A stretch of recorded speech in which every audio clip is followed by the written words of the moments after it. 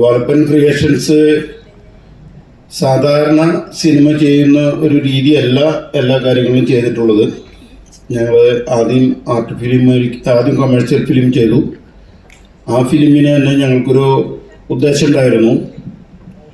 Corona കാലത്ത് ഒരുപാട് കലാകാരന്മാർക്ക് തൊഴിൽ ഇല്ലാത്തൊരവസരത്തിലായിരുന്നു ഞങ്ങളത് ചെയ്തത്. അതുപോലെ തന്നെ നമുക്കറിയാമായിരുന്നു അന്ന് ഒരു ആശയം ഞങ്ങൾ മുന്നോട്ട് വച്ചിരുന്നു. നമ്മുടെ സാധാരണഗതിയിൽ ഡോക്ടർമാരുടെ മക്കൾ ഡോക്ടർമാരും വക്കീലിൻ്റെ മക്കൾ വക്കീലും പ്രൊഫസർമാരുടെ മക്കൾ പ്രൊഫസർമാരായി വരുന്ന ഒരു രീതിയാണ് നമ്മുടെ സമൂഹത്തിൽ കാണാറ്. അപ്പോൾ നമ്മുടെ സിനിമാ മേഖലയിലും സിനിമാക്കാരുടെ മക്കളാണ് അതിനകത്ത് ഷൈൻ ചെയ്ത് മുന്നോട്ട് വരുന്നത്.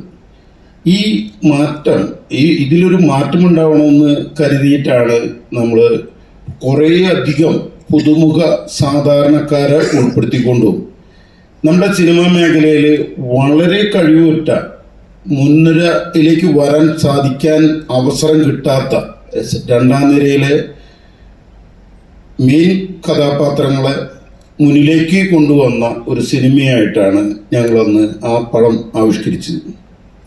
വളരെയധികം സാമ്പത്തിക നേട്ടത്തിനോ മറ്റോ അല്ല ഞങ്ങളുടെ ഈ ആശയം കൊണ്ടുവരിക, എന്നാൽ ഞങ്ങൾ പണം നഷ്ടപ്പെടുത്താതെ അത് സമൂഹത്തിൻ്റെ മുന്നിൽ എത്തിക്കുകയാണ് ഉണ്ടായത്. ആ സിനിമയിൽ നമുക്കറിയാം പാഷാണം ഷാജി അദ്ദേഹത്തിൻ്റെ കരിയറിലെ ആദ്യത്തെ നായിക വേഷം കിട്ടിയൊരു സിനിമയാണ്. നമുക്കറിയാം അതുപോലെയുള്ള ക്യാരക്ടറിന് നായിക വേഷം കൊടുക്കാൻ ഒരു പ്രൊഡ്യൂസർ ഒന്ന് ആലോചിച്ചിട്ടായിരിക്കും, കഴിവില്ലാണ്ടല്ല. ഇന്ന് നമ്മുടെ സമൂഹത്തിൽ സിനിമാ മേഖല എന്ന് പറയുന്നത് പല ഇക്വേഷൻസ് വെച്ചുകൊണ്ടാണ് സിനിമ മുന്നോട്ട് കൊണ്ടുപോകുന്നത്. ഇന്ന നായകനും ഇന്ന നായികയും ഉണ്ടെങ്കിൽ മാത്രമാണ് ഇതിൻ്റെ റേറ്റ് ഇത്രയും ഉണ്ടാവുകയുള്ളൂ, അല്ലെങ്കിൽ ഇത്ര കോടി ചെലവാക്കി എന്ന് പറഞ്ഞാൽ മാത്രമാണ് അതിന് റേറ്റ് ഉണ്ടാവുകയുള്ളൂ എന്ന ഒരു സമീപനത്തിൽ നിന്ന് വിഭിന്നമായിക്കൊണ്ടാണ് ഞങ്ങളുടെ ആദ്യത്തെ കമേഴ്ഷ്യൽ സിനിമ ഞങ്ങൾ ചെയ്തത്. അപ്പോൾ അത് സമൂഹത്തിലേക്ക് ഒരാശയം കൊടുക്കാനും ഞങ്ങളുടെ പണം നഷ്ടപ്പെടുത്താതെ തന്നെ അത് ജനങ്ങളിലേക്ക് എത്തിക്കാനും ഒരുപാട് താരങ്ങളെ ഞങ്ങൾക്ക് പുതുമുഖങ്ങളായിട്ട് നമ്മുടെ സിനിമാ മേഖലയിലേക്ക് ഇൻട്രൊഡ്യൂസ് ചെയ്യാനും ഞങ്ങളെ പറ്റി സാധിച്ചു. അതുപോലെ തന്നെ രണ്ടാം നിരയിലെ ആൾക്കാരെ മുൻപോട്ട് കൊണ്ടുവരാൻ അതിൽ അഭിനയിച്ചവർ പാഷാൺ ഷാജിക്ക് പുറമെ നീന കുറുപ്പുണ്ട്. പഴയകാല നായികയായിട്ട് അഭിനയിച്ച നമ്മുടെ നീന കുറുപ്പ് എനിക്ക് തോന്നുന്നു മമ്മൂട്ടിയുടെയും മോഹൻലാലിൻ്റെ ഒക്കെ ഒപ്പം തന്നെ കരിയർ ചെയ്തിട്ടുള്ളൊരു വ്യക്തിയാണ്. അതുപോലെ തന്നെ സുനിൽ സൂദ, ചെമ്പിൽ അശോകൻ, ശിവജി ഗുരുവായൂർ, നമുക്കറിയാം ഇവരൊക്കെ കഴിവുറ്റ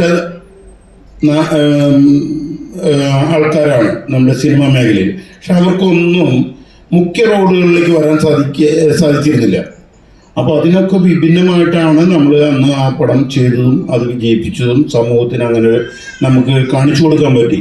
ചെറിയ ബഡ്ജറ്റിൽ വലിയ സിനിമ, അതുപോലെ തന്നെ എല്ലാവർക്കും സാന്നിധ്യം, പുതുമുഖങ്ങൾക്ക് അവസരം, ഇതെല്ലാം ചെയ്ത് ഞങ്ങൾക്ക് അതും പ്രത്യേകിച്ച് നമ്മുടെ എന്താ പറയുക ഈ കോവിഡ് കാലത്ത് ചെയ്തൊരു പടമായതുകൊണ്ട് അവരുടെ സാമ്പത്തിക ബുദ്ധിമുട്ടുകളെ നമുക്ക് കുറച്ചൊക്കെ സഹായിക്കാനായിട്ട് സാധിച്ചു. പ്രത്യേകിച്ച് ഞാൻ ഒരു ബിസിനസ്സുകാരൻ എന്ന് മാത്രമല്ല, എൻ്റെ സമ്പാദ്യത്തിൻ്റെ, എൻ്റെ അധ്വാനത്തിൻ്റെ, എൻ്റെ വിയർപ്പിൻ്റെ ഒരു ഭാഗം ഞാൻ പല മേഖലകളിലായി ചിലവ് ചെയ്ത് മറ്റുള്ളവരെ സഹായിക്കാനായിട്ട് ഞാൻ ശ്രദ്ധിക്കാറുണ്ട്. അപ്പോൾ അതിൻ്റെ ഒരു ഭാഗമായിട്ടായിരുന്നു അന്ന് ഞാൻ ആ സിനിമ ചെയ്തതും കൂടി. അതിനുശേഷം പിന്നെ നമ്മൾ ഒരു ആശയം മുന്നോട്ട് വന്നു. സിദ്ദിഖ് പറവൂരിനെ ഞാൻ കണ്ടുമുട്ടുകയും എനിക്ക് തോന്നുന്നു 1 വർഷത്തിലധികമായി ഇപ്പോൾ അദ്ദേഹമായിട്ടുള്ള സൗഹൃദം. അപ്പോൾ എൻ്റെ തിരക്കുകൾക്കിടയിലും അദ്ദേഹം എന്നെ തേടി പിടിച്ച് ഞങ്ങൾ നമ്മുടെ സ്വന്തമായ ഒരു ബിൽഡിങ്ങും ഓഫീസും ഞങ്ങൾക്ക് സിനിമയ്ക്ക് വേണ്ടിയിട്ട് ചാലക്കുടിയുടെ ഹൃദയഭാഗത്ത് തന്നെയുണ്ട്. 6 നിലകളിലായിട്ട് പ്രവർത്തിക്കുന്ന ആ ബിൽഡിങ്ങിൽ അദ്ദേഹം വരികയും ഞാനായിട്ട് സംസാരിക്കുകയുണ്ട്. അങ്ങനെ അദ്ദേഹത്തിൻ്റെ ആശയങ്ങൾ കണ്ടപ്പോൾ എനിക്ക് തോന്നി വളരെ നല്ല വ്യക്തിത്വവും, അതുപോലെ തന്നെ സിനിമാ മേഖല നിങ്ങൾക്ക് എല്ലാവർക്കും അറിയാവുന്നതാണ്. ആർക്കും ആരോടും ഒരു കടപ്പാടില്ല. ഞാൻ ആരും കുറ്റപ്പെടുത്തുന്നതല്ല. കാരണം പ്രൊഡ്യൂസർക്ക് മാത്രം നഷ്ടം ഉണ്ടാക്കുന്ന ഒരു മേഖല, അല്ലെങ്കിൽ പ്രൊഡ്യൂസർക്ക് മാത്രം ലാഭം ഉണ്ടാക്കുന്ന മേഖല, അങ്ങനെയുള്ളൊരു സ്ഥലത്താണ് ഈ സിനിമ എന്ന് പറയുന്നത് ചെയ്യുന്നത്. അപ്പോൾ സിദ്ദിഖ് എൻ്റെ ഒരു ബ്രോ ആണ്, ഞാൻ ബ്രോ എന്ന് വിളിക്കാറ്, സിദ്ദിഖ് ഭായ് എന്നും വിളിക്കും. അപ്പോൾ അദ്ദേഹം വന്ന് എൻ്റെ അടുത്ത് സംസാരിച്ചപ്പോൾ 2 സിനിമകൾ നമുക്ക് ചെയ്യാമെന്ന് പറഞ്ഞു. കഥ കേട്ട് കഴിഞ്ഞപ്പോൾ വളരെ നല്ലത്. അപ്പോൾ ഞങ്ങൾ വിചാരിച്ചു നമുക്ക് സമൂഹത്തിന് ഒരു തീം, ഒരു നല്ല മെസ്സേജ് കൊടുക്കുന്ന രീതിയിലുള്ള ഒരു 2 സിനിമകളായിരുന്നു. അപ്പം അതെങ്ങനെ ചെയ്യാമെന്ന് വെച്ച് ഇരിക്കുമ്പോഴാണ് ഞങ്ങൾ വീണ്ടും ആലോചിച്ച് കഴിഞ്ഞപ്പോൾ ഏറ്റവും ചെലവ് കുറഞ്ഞ രീതിയിൽ വളരെ ഭംഗിയായിട്ട് ചെയ്യാനായിട്ട് ഉള്ള പ്ലാനിങ് ഉണ്ടാക്കുകയാണ് ചെയ്തത്. അപ്പം മലയാള സിനിമ ഇൻഡസ്ട്രിയിൽ തന്നെ, അല്ലെങ്കിൽ ഇന്ത്യൻ സിനിമ ഇൻഡസ്ട്രിയിൽ തന്നെ, ചിലപ്പോൾ വേൾഡിൽ തന്നെ ഒരു ലൊക്കേഷനിൽ ഒരേ ക്രൂസിന് ഉപയോഗിച്ചുകൊണ്ടാണ് ഞങ്ങൾ ആ സിനിമ നിർമ്മിച്ചത്. മീൻസ് ഇപ്പോൾ ഒരു വീട്, ആ വീടിൻ്റെ മുൻഭാഗം ഒരു സിനിമയുടെ വീടായിട്ടും പിൻഭാഗം വേറൊരു വീടിൻ്റെ ഭാഗമായിട്ടാണ് ഞങ്ങൾ ചിത്രീകരിച്ചത്. അപ്പം ലൊക്കേഷനിൽ നിന്ന് ലൊക്കേഷനിലേക്ക് ഓടേണ്ട യാതൊരു ആവശ്യം ഉണ്ടായിരുന്നില്ല, അവിടെ തന്നെ ചിലവ് കുറഞ്ഞു.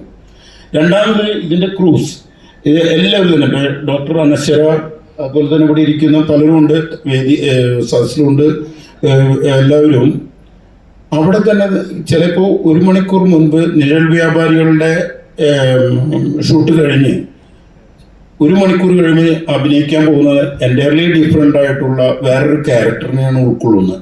അപ്പോൾ ആ ഒരു സംവിധാനം നമ്മുടെ ഈ ഇവിടെ ഇരിക്കുന്ന ഈ കലാകാരന്മാരിൽ ഈ കല ഒളിച്ചിരിക്കുന്നുണ്ടെന്നുള്ള ഒരു സവിശേഷതയും കൂടി ഇതിനകത്തുണ്ട്.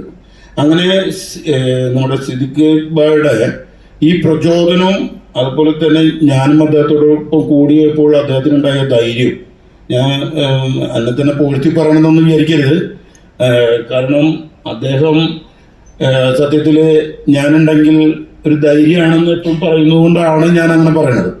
അപ്പോൾ ചെറിയ പൈസ എന്ന് പറഞ്ഞാലും ആന മെലിഞ്ഞാലും തൊഴുത്തേക്ക് കെട്ടാൻ പറ്റില്ല എന്ന് പറയുന്ന പോലെ സിനിമയ്ക്ക് ആവശ്യമായ ഘടകങ്ങളിലുള്ള പൈസ ചെലവാക്കിക്കൊണ്ടാണ് ഞങ്ങൾ ആ സിനിമ നിർമ്മിച്ചത്. അത്യാവശ്യം പൈസ ചെലവായെങ്കിലും ഞങ്ങൾക്ക് നല്ല മാനസിക സന്തോഷമുണ്ട്. കാരണം ഇതൊരു നല്ല സോഷ്യൽ മെസ്സേജ് ആയിരുന്നു, അതിനെപ്പറ്റി അദ്ദേഹം പറയുകയും. അപ്പോൾ അങ്ങനെ ഞങ്ങൾ 2ാമത്തെയും 3ാമത്തെയും പ്രോജക്റ്റ് അങ്ങനെ ചെയ്തു. അതിന് നിരവധി അവാർഡുകൾ കിട്ടി. ആദ്യം ഞങ്ങൾക്ക് സത്യജിത്ര റായ് ഫൗണ്ടേഷൻ്റെ അവാർഡ് 9 or 10 അവാർഡ് അതിനകത്ത് കിട്ടിയിരുന്നു. അതുപോലെ തന്നെ international award, Rajasthan film society award അത് കിട്ടിയിരുന്നു. അതിനുശേഷം ഇപ്പോൾ നമ്മുടെ ഫിലിം ക്രിട്ടിക് അവാർഡ്. അപ്പോൾ അത്രത്തോളം എത്തി നിൽക്കുന്നു. പല ഫെസ്റ്റിവലുകൾക്കും അയച്ചിട്ടുള്ളത് കൊണ്ടാണ് ഞങ്ങളത് പടം റിലീസ് ചെയ്യാത്തത്. ജോസഫ് സാർ പറഞ്ഞ പോലെ ഒരു പക്ഷേ അദ്ദേഹത്തിൻ്റെ അനുഗ്രഹം ഞങ്ങൾക്കുണ്ടെന്നറിയാം. ഒരു പക്ഷേ ചിലപ്പോൾ ഞങ്ങൾക്ക് ഇനിയും പല ഫെസ്റ്റിവലുകളിലും സെലക്ഷൻ കിട്ടിയിട്ടുണ്ട്. അവാർഡ് കിട്ടുമോ ഇല്ലയെന്നറിയില്ല. അപ്പോൾ അങ്ങനെയുള്ള മുന്നോട്ടുള്ള പ്രയാണം നടന്നുകൊണ്ടിരിക്കുകയാണ്. ഇപ്പോൾ ഞങ്ങൾ വേറൊരു പ്രത്യേകത എന്ന് പറഞ്ഞാൽ പുതിയ ടെക്നോളജി മലയാളം ഫിലിം ഇൻഡസ്ട്രിക്ക് പരിചയപ്പെടുത്താം. എല്ലാവർക്കും അറിയാം AI പറ്റി. എന്നിരുന്നാലും സിനിമ രൂപത്തിൽ ഫുള്ളായിട്ട് ചിത്രീകരിച്ച് സെൻസർ ചെയ്ത് നിങ്ങളുടെ മുന്നിലെത്തിക്കുന്നത് ആദ്യത്തെ വാലപ്പൻ ക്രിയേഷൻ്റെ ചിത്രമാണ്. അപ്പോൾ ആ ഒരു സന്തോഷ വാർത്ത നിങ്ങളോടൊപ്പം പങ്കുവയ്ക്കാനോ അതുപോലെ തന്നെ അത് ജനങ്ങളിൽ എത്തിക്കാനുമായിട്ടാണ് ഇന്നിപ്പോൾ നമ്മൾ ഈ അവസരം ഉപയോഗപ്പെടുത്തുന്നത്. അപ്പോൾ ഈ AI ഫിലിമിനെ കുറിച്ച് നിങ്ങൾക്ക് കൂടുതൽ സംസാരിക്കാം. അങ്ങനെയുള്ള കാര്യങ്ങളും വിശേഷങ്ങളും ഈ മീറ്റിങ്ങിൽ നമുക്ക് സംസാരിക്കാവുന്നതാണ്. നിങ്ങളുടെ സംശയങ്ങളോ അതുപോലെ തന്നെ നിങ്ങൾക്ക് ചോദിക്കാനുള്ള ചോദ്യങ്ങളോ കാര്യങ്ങളോ എല്ലാം നമുക്കിവിടെ സംസാരിക്കാവുന്നതാണ്. Okay, thank U.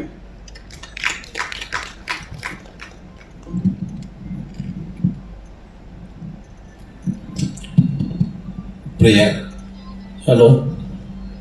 മാധ്യമ പ്രവർത്തകരെ, ഞാൻ നേരത്തെ സൂചിപ്പിച്ച പോലെ എല്ലാ മേഖലയിലും AI അതേപോലെ തന്നെ മറ്റു ടെക്നോളജി, നാനോ ടെക്നോളജി കടന്നു വരികയാണ്. അപ്പോൾ നമ്മുടെ മനുഷ്യൻ്റെ വികാസ പരിണാമത്തിൻ്റെ മറ്റൊരു ഘട്ടത്തിലാണ് നമ്മളുള്ളത്. അപ്പോൾ ഓരോ മേഖലയിലും AI പല രീതിയിലായിരിക്കും പ്രവർത്തിക്കുന്നത്. ഇപ്പോൾ ഉദാഹരണത്തിന് ഒരു ഫോട്ടോഗ്രാഫറെ സംബന്ധിച്ച് നോക്കുകയാണെങ്കിൽ അയാളുടെ ക്യാമറ ഇനി കൈകാര്യം ചെയ്യുന്നത് AI ആയിരിക്കും. അതായത് അതിൻ്റെ പല ഫങ്ഷൻസും AI കൊണ്ട് കൃത്യമായിട്ട് ചെയ്യിക്കാൻ കഴിയും. അതേപോലെ തന്നെ ഒരു മീഡിയയിൽ പ്രവർത്തിക്കുന്ന ആൾക്ക് അദ്ദേഹത്തിൻ്റെ ശൈലിയിലുള്ള അദ്ദേഹം എഴുതിയ റിപ്പോർട്ട് പെർഫെക്ഷൻ ആക്കാനായിട്ട് എ ഐ ഉപയോഗിക്കാം. കാരണം ഓരോ മേഖലയിലും ഒരു ഡോക്ടർക്ക് ഇപ്പം ഡോക്ടർ അനശ്വര ഒരു അനസ്തീഷിസ്റ്റാണ്. അപ്പോൾ ഡോക്ടർ അനസ്തീഷിസ്റ്റായിട്ടുള്ള അപ്പോൾ ആ പ്രവർത്തനങ്ങളിൽ അക്യുറേറ്റായിട്ട് ചെയ്യാനായിട്ട് എ ഐ കൊണ്ട് പറ്റും. കാരണം ഓരോ മേഖലയിലും അതേപോലെ തന്നെ സിനിമയിലും പറ്റും. ചെറിയൊരു തെറ്റിദ്ധാരണയുണ്ട് എല്ലാവർക്കും എ ഐ സിനിമ പിടിക്കാൻ പറ്റും എന്നുള്ളത്. അതിന് എനിക്ക് അത്ര ഒരു അഭിപ്രായമില്ല. കാരണം സിനിമ പ്രവർത്തിച്ചുകൊണ്ടിരിക്കുന്ന ആളുകൾക്ക് അല്ലെങ്കിൽ അത്തരം ഒരു കൂട്ടായ്മകൾക്ക് എ ഐ സിനിമ അല്ല ആ സിനിമയ്ക്ക് അവർ ചെയ്യുന്ന സിനിമയ്ക്ക് എ ഐ ഒരു പരിധി വരെ ഉപയോഗപ്പെടുത്താൻ കഴിയും. ഇപ്പോൾ എ ഐ ഒരു 4ാം ക്ലാസ്സിലാണ് പഠിച്ചുകൊണ്ടിരിക്കുന്നത്. അപ്പോൾ സിനിമയിലൊക്കെ ഞാനൊരു 8ാം ക്ലാസ്സിൽ പഠിച്ചുകൊണ്ടിരിക്കുന്ന ഒരാളാണ്. അപ്പോൾ എ ഐ 4ാം ക്ലാസ്സിൽ എത്തിയിട്ടുള്ളൂ. അപ്പോൾ വരും വർഷങ്ങളിൽ അതിൻ്റെ പല മോഡലുകളും എ ഐയുടെ ഇതുമായി ബന്ധപ്പെട്ട മോഡലുകളെല്ലാം അപ്ഡേഷൻ ആകും. 27ലും 28ലുമൊക്കെ വലിയ മാറ്റങ്ങൾ അതിലുണ്ടാകും. അപ്പോൾ ആ സമയത്ത് അപ്പോഴും സിനിമ ചെയ്യുന്ന ആൾക്കാർക്ക് മാത്രമേ അത് ഗുണമാകുകയുള്ളൂ എന്നാണ് ഞാൻ വിശ്വസിക്കുന്നത്. അപ്പോൾ ഇനി വരാൻ പോകുന്ന കാലങ്ങളിൽ ഈ നമ്മൾ സാധാരണ രീതിയിലുള്ള താരങ്ങളുടെ പുതിയ താരങ്ങളുടെ അവതാരം ഉണ്ടാകുക വളരെ പ്രയാസമാണ്. ഇപ്പം നിലവിലുള്ള നടന്മാരുടെ അല്ലെങ്കിൽ അങ്ങനെയുള്ള കമ്പനികളായിരിക്കും കൂടുതൽ ഇത്തരം പ്രവർത്തനങ്ങൾ വ്യാപൃതമാകുകയും അത്തരം പ്രോഡക്റ്റുകൾ ഉണ്ടാക്കാൻ സാധ്യതയുള്ളത്. കാരണം അവർക്ക് ഒരു മാർക്കറ്റ് ഉണ്ട്. അപ്പോൾ ആ മാർക്കറ്റ് ഉപയോഗിക്കാനായിട്ട് അത്തരം കമ്പനികൾക്ക് കൂടുതൽ കഴിയും. അപ്പോൾ അതിനാണ് കൂടുതൽ സാധ്യതയുള്ളത്. പിന്നെ ഇതിൻ്റെ നിർമ്മാണ ചെലവ് വളരെ കുറക്കാൻ കഴിയും. അങ്ങനെയൊക്കെയുള്ള ഒരുപാട് സാധ്യതകൾ ഇതിൻ്റെ ഉള്ളിലുണ്ട്. അപ്പോഴും ഈ നിർമ്മിത ബുദ്ധിക്ക് മുകളിൽ തന്നെയാണ് മനുഷ്യൻ്റെ സ്ഥാനം. കാരണം നിർമ്മിത ബുദ്ധി എപ്പോഴും അത് നിർമ്മിത ബുദ്ധി തന്നെയാണ് മനുഷ്യൻ്റെ ബുദ്ധി. അല്ലെങ്കിൽ നിർമ്മിത ബുദ്ധിക്ക് മനുഷ്യൻ്റെ വികാരങ്ങളൊന്നുമില്ല. മനുഷ്യൻ്റെ ജൈവികമായിട്ടുള്ള വികാരങ്ങളൊന്നും നിർമ്മിത ബുദ്ധിക്കില്ല. ഒരു ചെറിയ ഉദാഹരണം ഞാൻ പറയാം. ആദ്യമായിട്ട് ജപ്പാൻ പുറത്തിറങ്ങിയ ഒരു ഹ്യൂമനോയിഡ്, അതിന് സൗദി അറേബ്യ വിലക്ക് വാങ്ങിയത്. എന്നിട്ട് അതിന് സൗദി അറേബ്യയിൽ പൗരത്വം കൊടുത്തു. അപ്പോൾ സൗദി അറേബ്യയിലെ ഒരു പൗരൻ ഈ സോഫിയ എന്ന് പറയുന്ന ഹ്യൂമനോയിഡാണ്. അപ്പോൾ ഒരിക്കലും ബോംബെയിൽ നമ്മുടെ ഒരു ശാസ്ത്ര കോൺഫറൻസിൽ ഈ സോഫിയ വന്നിരുന്നു. അപ്പോൾ സോഫിയയുടെ പത്രക്കാരൻ നമ്മൾ മാധ്യമപ്രവർത്തകർ ചോദിച്ചു, താങ്കളുടെ ഏറ്റവും ലക്ഷ്യം എന്താണ്? അപ്പോൾ അത് പറഞ്ഞത് എനിക്ക് വിവാഹമൊക്കെ കഴിച്ച് ഒരു കുടുംബം കുട്ടികളൊക്കെ ആയിട്ട് ജീവിക്കാനാണെന്നുള്ളത്. അപ്പോൾ അത് നടക്കാത്ത കാര്യമാണ് ശരി. അപ്പോൾ മനുഷ്യനും ഇതും തമ്മിലുള്ള ഒരു മത്സരം നടക്കും.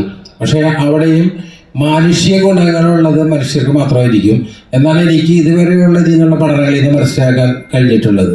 എങ്കിൽ തന്നെയും ഇത് ഏറ്റവും കൂടുതൽ ഉപകാരപ്രദമാകുന്നത് സ്വതന്ത്ര സിനിമക്കാർക്കാണ്. ഒരു പ്രൊഡ്യൂസറെ കിട്ടാതെ തനിക്ക് പറയാനുള്ള കഥകൾ ആളുകളോട് പറയാൻ ഈ സാങ്കേതിക വിദ്യ ഒരു പരിധിവരെ അത്തരം സിനിമക്കാർക്ക് വളരെയധികം ഗുണകരമായിരിക്കും.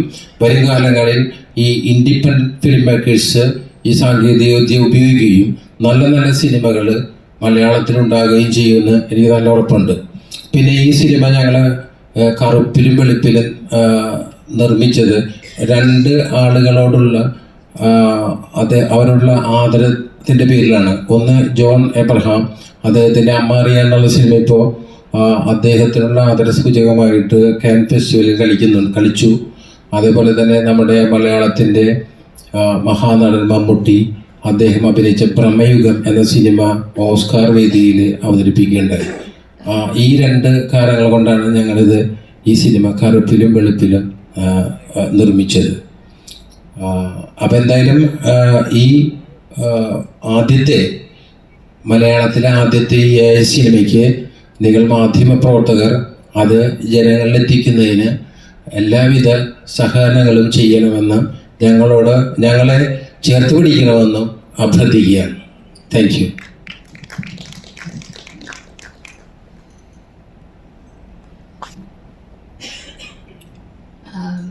Hi everyone. ഞാനും ഇങ്ങനെ നന്ദിയൊക്കെ പറഞ്ഞ് തുടങ്ങണമെന്നാണ് ഞാൻ വിചാരിക്കുന്നത്. So thanks to director Siddique sir, producers Shaju Alappan, പിന്നെ എന്നെ ഈ ഫീൽഡിലേക്ക് കൊണ്ടുവന്നതും കണ്ടിന്യൂസ് ആയി ഞാൻ ഇങ്ങനെ വർക്ക് ചെയ്യുന്നതും എൻ്റെ സോഴ്സായ ജലീൽ ഖാൻ. സോ പിന്നെ there are certain other peoples. So a big thanks to them. അപ്പോൾ ഞാൻ ഈ ട്രെയിലർ കാണുന്നതിന് മുന്നേ വരെ എനിക്കും ചെറിയൊരു ആൻറ്റിസിപ്പേഷൻ അല്ലെങ്കിൽ എന്തായിരിക്കും എന്നുള്ള ഒരു തോട്ട് എൻ്റെ മനസ്സിലുണ്ടായിരുന്നു.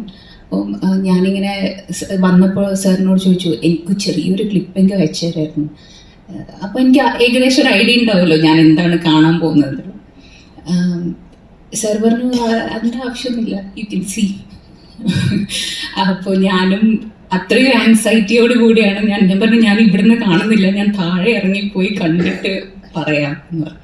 ഞാൻ താഴെ ഇറങ്ങി, ഞാൻ കണ്ടു.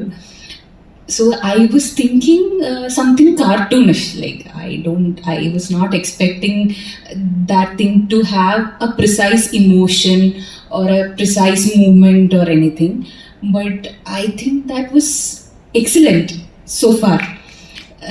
And പിന്നെ ഞാൻ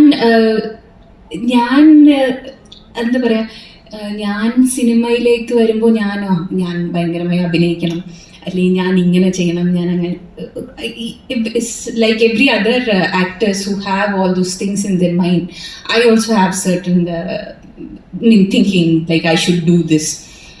അപ്പോൾ ഞാൻ ഇപ്പോൾ താഴെ ഇരുന്ന് ചിന്തിച്ചത്, I actually shouldn't do all this things, something can already do all those things.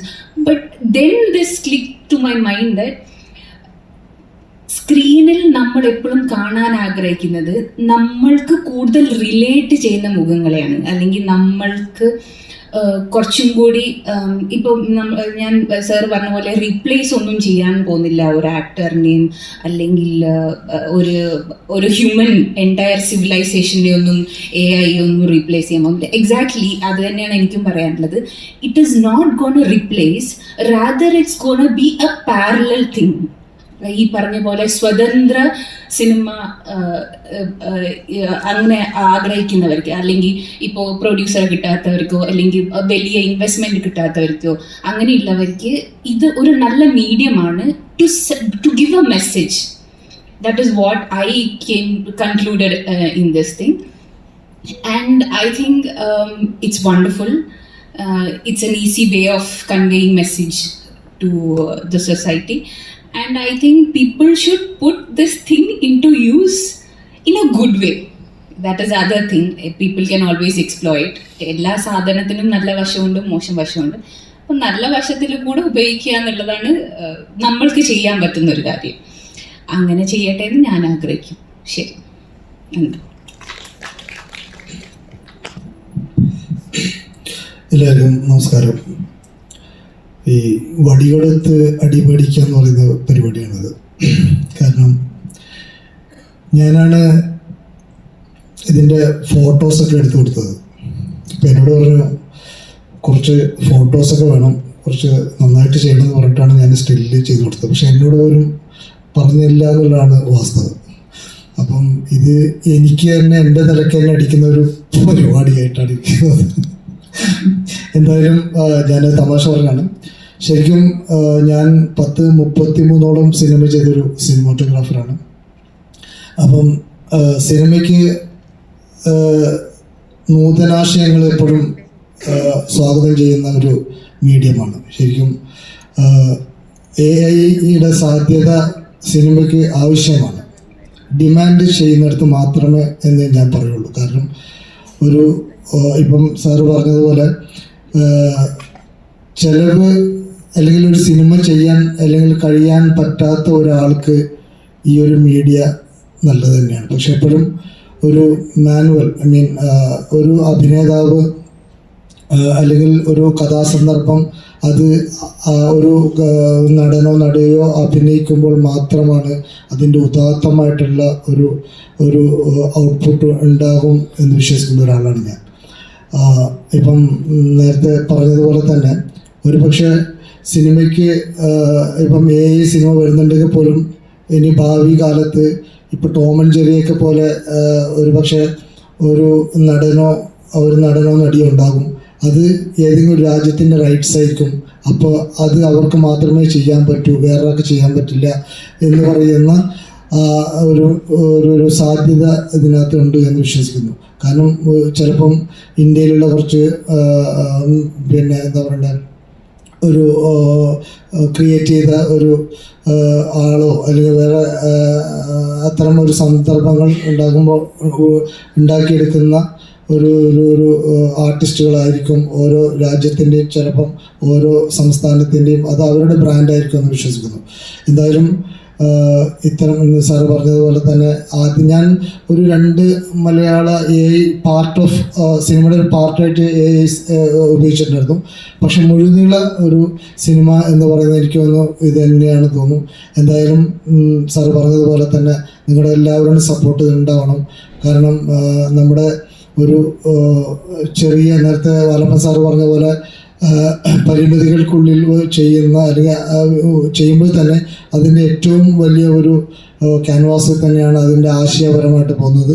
അപ്പം നിങ്ങളെല്ലാവരും നമ്മളോട് എന്താ പറയുക സഹകരിക്കണം എന്ന് അപേക്ഷിക്കുന്നു. Thank you so much.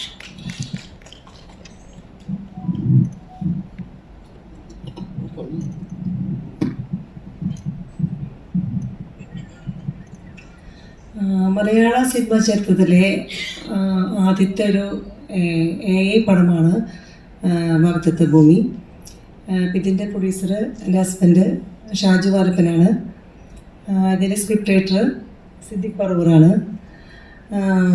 പിന്നെ ഒരു മലയോര കർഷക ഫാമിലിയുടെ ഒരു കഥ കൂടിയാണ് ഈ സിനിമ. അപ്പോൾ ഈ സിനിമ എല്ലാവരും കാണുകയും പ്രോത്സാഹിപ്പിക്കുകയും വിജയിപ്പിക്കുകയും ചെയ്യണം. ഇത് ഞങ്ങളുടെ ഒരു 6ാമത്തെ പ്രൊജക്റ്റ് കൂടിയാണ്.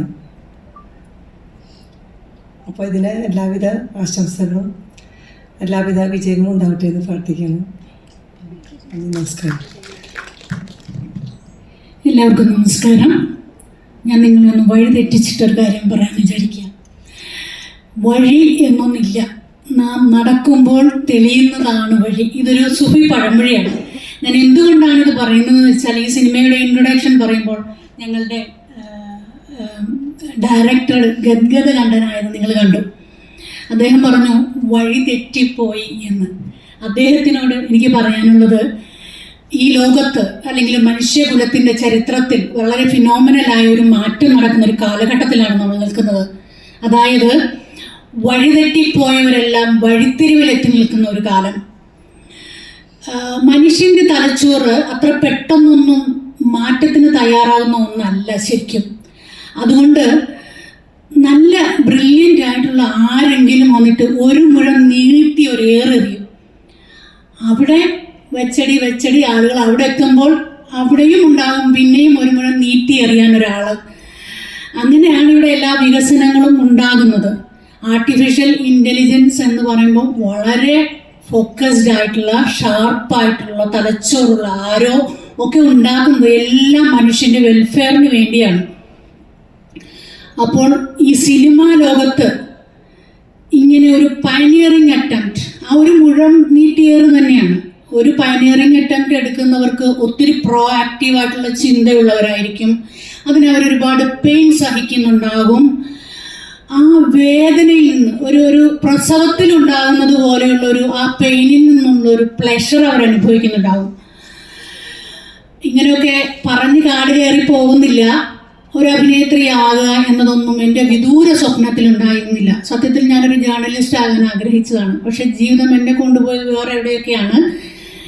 അതുപോലെ തന്നെ ഇപ്പോഴും ആർട്ടിഫിഷ്യൽ ഇൻ്റലിജൻസിന് പുറംതിരിഞ്ഞ് നിൽക്കുന്ന ഒരാളാണ് ഞാൻ. കാരണം ഞാനൊരു പ്രീ സ്കൂൾ നടത്തുകയാണ്. അവിടെ ഞാൻ ചെയ്യുന്നത് കുഞ്ഞു കുട്ടികളുടെ ബ്രെയിൻ 6 വയസ്സിനുള്ളിൽ 90% ഡെവലപ്പ് ചെയ്യും എന്ന് സയൻറ്റിഫിക്കായിട്ട് തെളിയിക്കപ്പെട്ടിട്ടുള്ള ആ കാലഘട്ടത്തിൽ ആ കുഞ്ഞുങ്ങളെ ആണ് ഞാൻ മോൾഡ് ചെയ്യുന്നത്. അതുകൊണ്ട് തന്നെ ഞാൻ ആർട്ടിഫിഷ്യൽ ഇൻ്റലിജൻസിന് ഈ പറയുന്ന പുറംതിരിയൽ തന്നെയാണ്. പക്ഷേ ഇങ്ങനെ എൻ്റെ കണ്ടംപററീസാണ് ഇവരെല്ലാവരും. ഞങ്ങൾ 20-ലും 30-ലും ഒക്കെ ചെയ്തതിൻ്റെ മേന്മ 40-ൽ വന്നിട്ട് 50-ലെത്തുമ്പോൾ ഞങ്ങൾ വളരെ സാറ്റിസ്ഫൈഡ് ആണ്. അതിന് കിട്ടുന്നൊരു സിഗ്നിഫിക്കൻസ്, അതിനുശേഷമുള്ളൊരു സക്സസ്, അതിനുശേഷമുള്ളൊരു അബണ്ടൻസ്. ഇങ്ങനെ ഒരു പരിവർത്തന ഘട്ടത്തിൽ നിൽക്കുന്ന കുറേ നല്ല മനുഷ്യരാണ് ഈ വേദിയിലിരിക്കുന്നത് എന്ന് പറയാനാണ് ഞാൻ ആഗ്രഹിക്കുന്നത്. യെസ്, ഈ വാഗ്ദത്ത ഭൂമി നമുക്കുള്ളതല്ല, നമ്മുടെ വരും തലമുറകൾക്കുള്ളതാണ്. അപ്പം നമ്മൾ ചെയ്തു വെച്ച് പോകേണ്ട കാര്യങ്ങൾ ചെയ്തു വെച്ചു എന്ന ഒരു സംതൃപ്തിയോടുകൂടി ഇതിൻ്റെ ഭാഗമാകാൻ കഴിഞ്ഞതിന് എനിക്ക് സർവേശ്വരനോട്, അല്ലെങ്കിൽ ഈ യൂണിവേഴ്സിനോട്, പ്രപഞ്ചത്തിനോട് നന്ദി പറയാനുണ്ട്. നന്ദി, നമസ്കാരം. ഞാൻ മൈക്ക് സാറിന്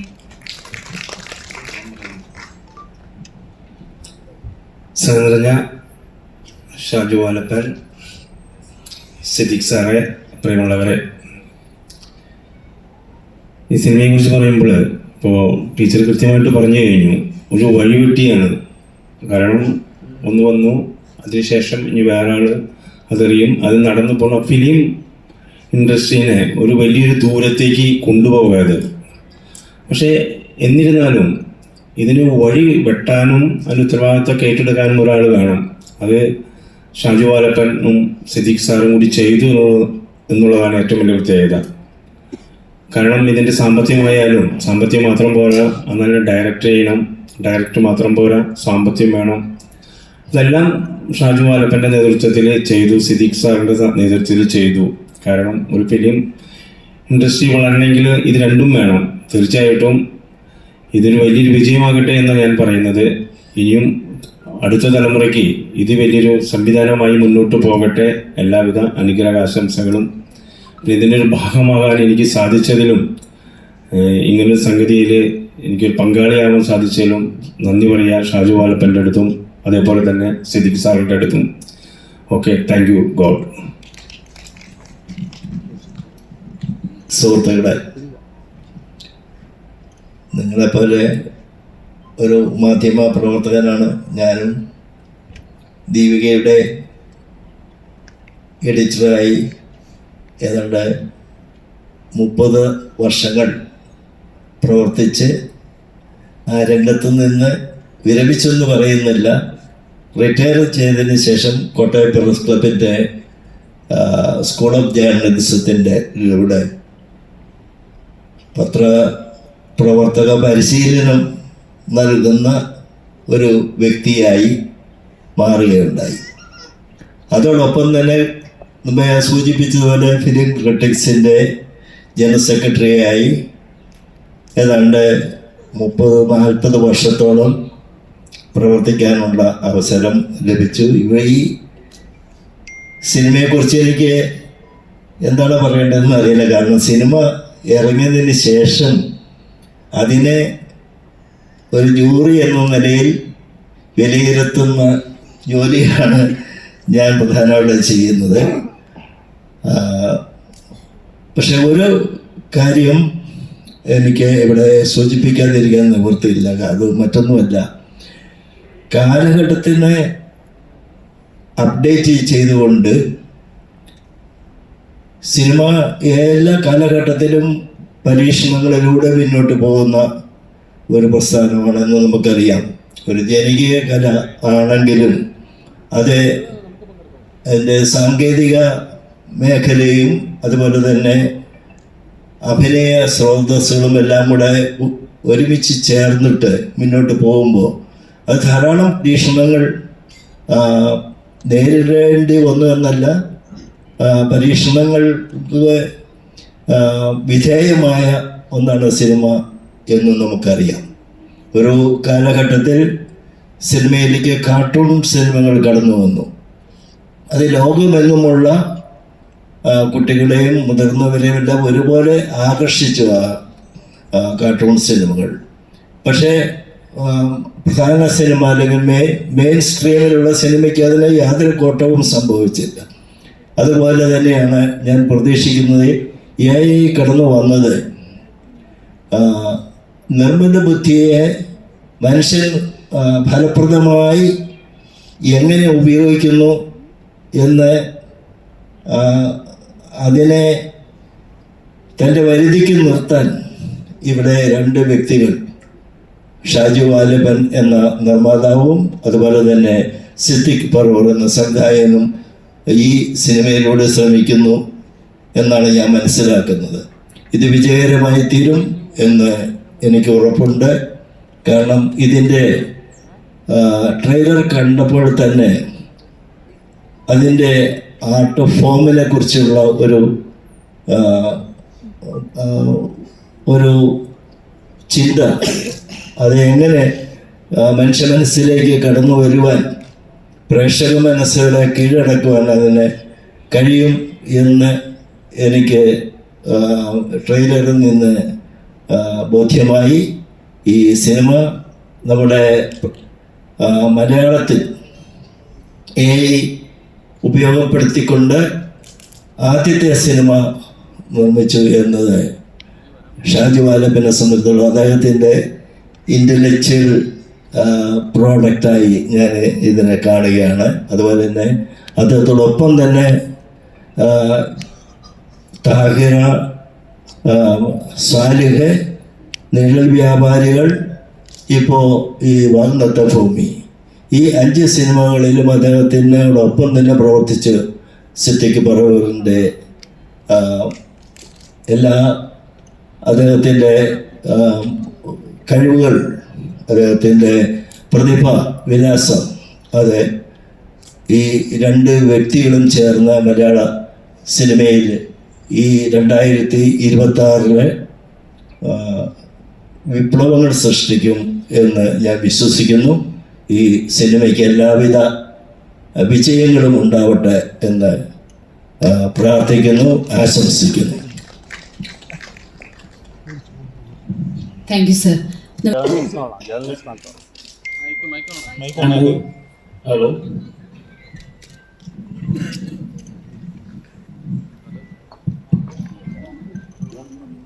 ഹലോ. ഒരു സൊസൈറ്റിയിൽ എത്തിക്സ് ഡെവലപ്പ് ചെയ്യാതെ AI ടെക്നോളജി കൊണ്ടുവരുന്നത് കാര്യമുണ്ട്. രണ്ടാമത്തെ ചോദ്യം, സിനിമയിൽ എസ്തെറ്റിക്സ് മാത്രമാണോ എത്തിക്സിൻ്റെ ആവശ്യമുണ്ട്? മൂന്നാമത്തെ ചോദ്യം, ഐൻസ്റ്റീനെ പോലെയല്ല AI ക്രിയേറ്റീവ് ആകാൻ പറ്റുമോ?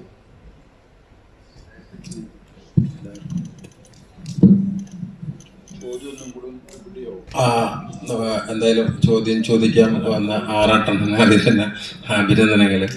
അപ്പോൾ ആദ്യത്തെ ചോദ്യം ഒന്നും കൂടി ആവർത്തിക്കാൻ പറ്റുമോ? എനിക്ക് അല്ലാതെ ഒരു സമൂഹത്തിൽ എത്തിക്സ് ഡെവലപ്പ് ചെയ്യാതെ AI പോലെ ടെക്നോളജി കൊണ്ടുവരുന്ന മിസ്യൂസ്